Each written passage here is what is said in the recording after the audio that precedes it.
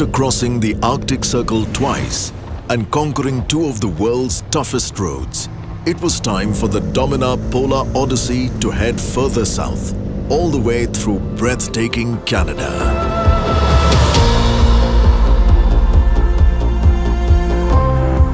3 Indian riders embarked on an odyssey that would stretch from the North Pole to the South Pole, spanning 4 months, 50,000 kilometers and 17 countries.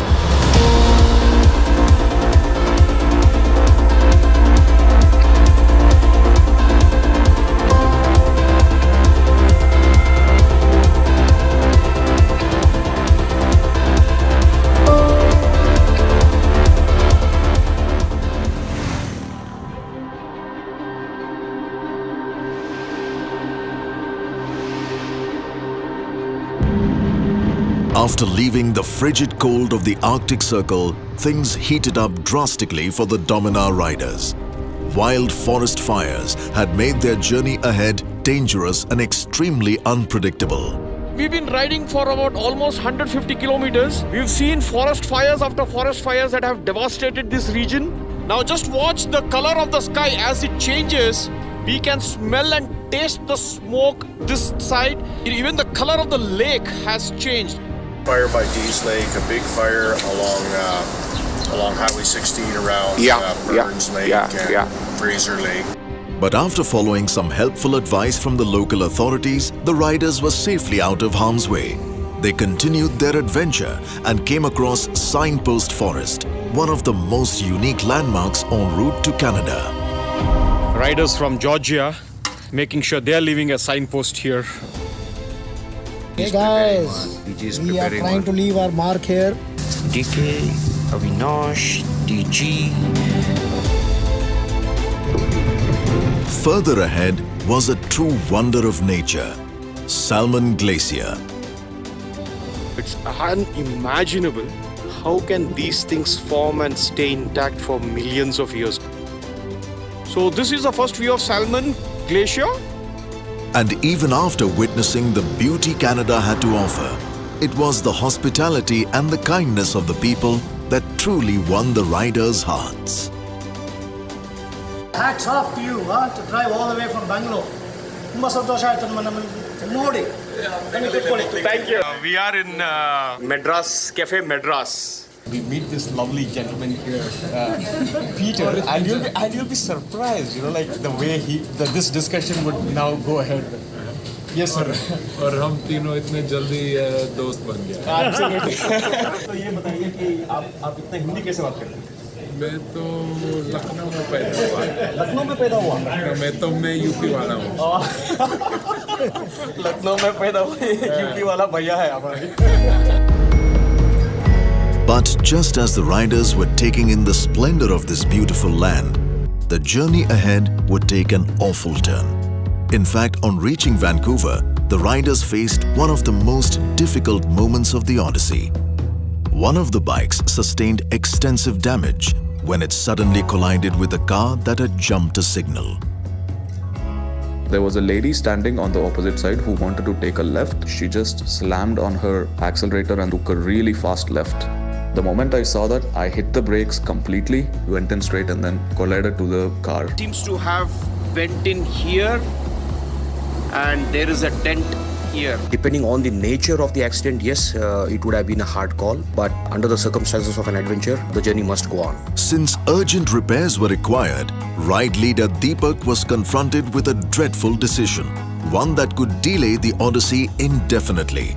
But at the brink of this desperate situation, it was the people of Canada that came to the riders' aid, all to make sure that the Odyssey continued.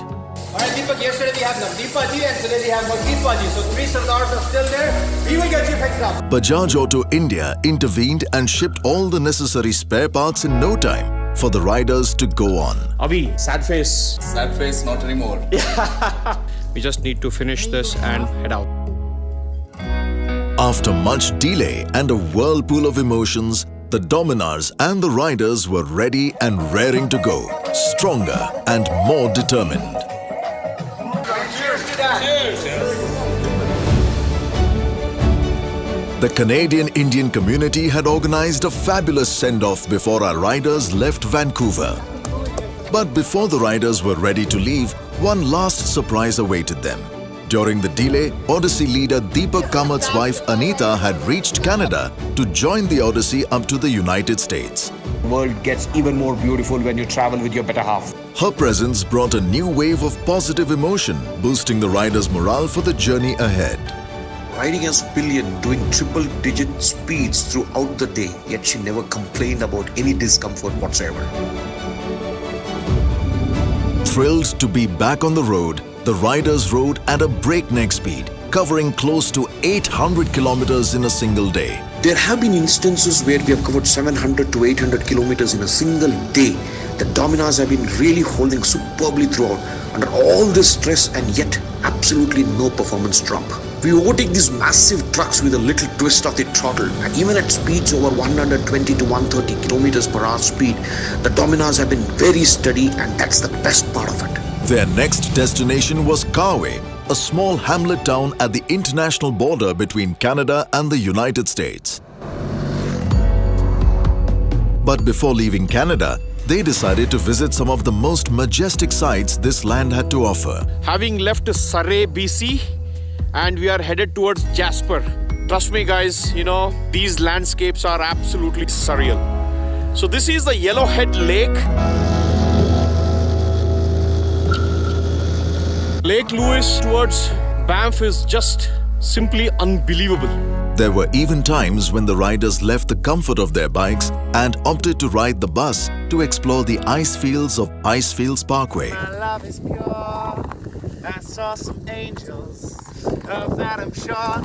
You smiled at me on the glacier. You were with another man. Canada was an emotionally charged journey.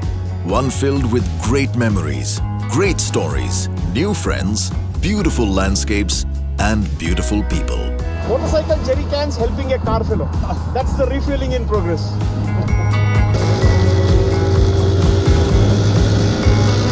We are now in the United States of America.